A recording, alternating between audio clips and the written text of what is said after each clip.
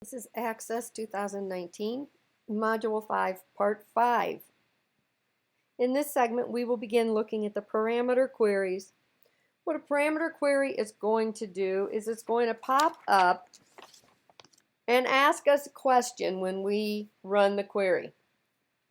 That question, how we answer that, is going to become the criteria in running the query. So this first one we're going to do, we're going to create it so that if the question is left blank, no records will be returned. Let's go ahead and get into our database. So we're going to get into our clinic database. We're going to locate our query that says patients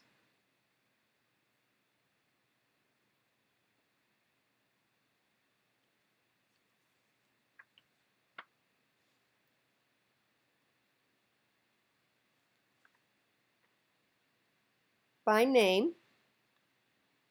We're going to copy that and we're going to paste it. We're going to give it a new name.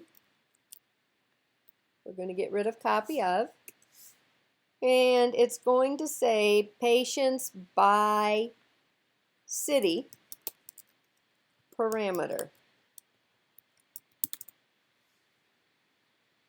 Patients by city parameter. Now you want to make sure you open the correct one, so double check the name up here, patients by city parameter. Then go to the design view. In order to enter a parameter box or criteria, you do not want to use the parameter button. This button allows us to specify the type of data that can be entered in the box. We won't be using that in this class. If you enter your parameter up there, it does not filter your data. So we're going to go down to the criteria row under the city field, and a parameter query has to be typed in square brackets.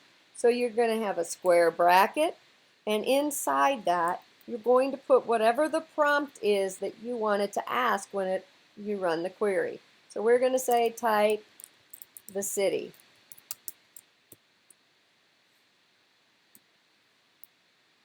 And close the square bracket. So when I run my query and I type in Decatur,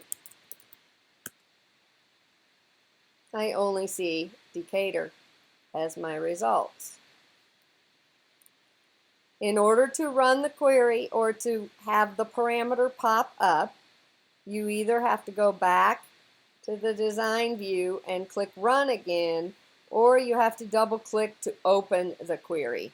So you'd have to close it and then reopen it. If we run it again and leave it blank, you see we get nothing. So I want to show you what will happen if you use the way you're not supposed to do it. So I'm going to go ahead and copy this. And I'm just going to call this parameter button. Wrong.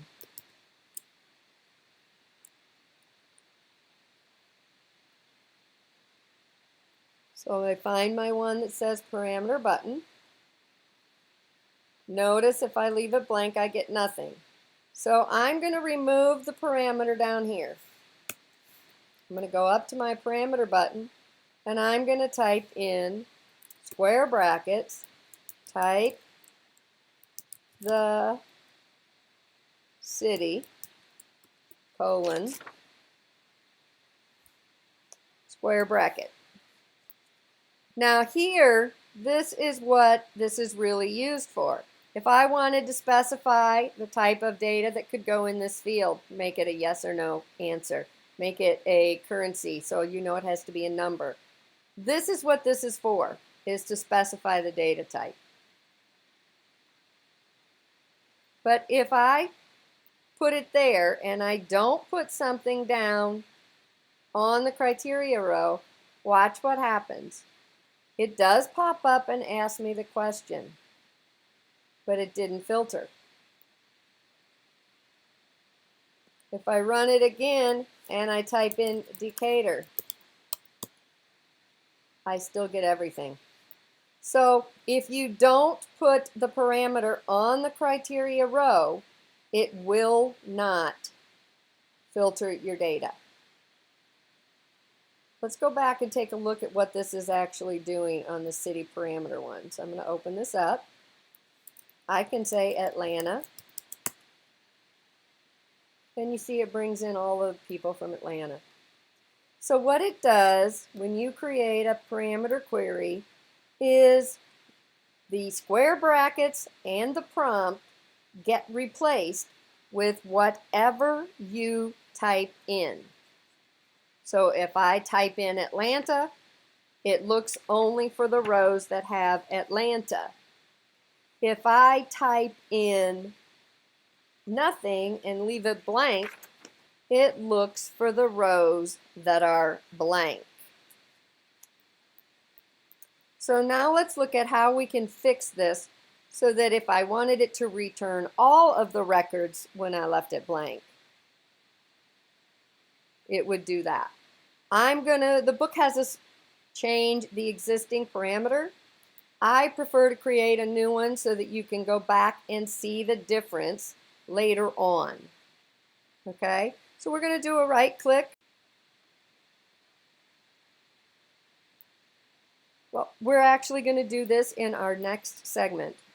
So keep in mind, we're going to create a new query that's going to modify this one and allow us to return all records.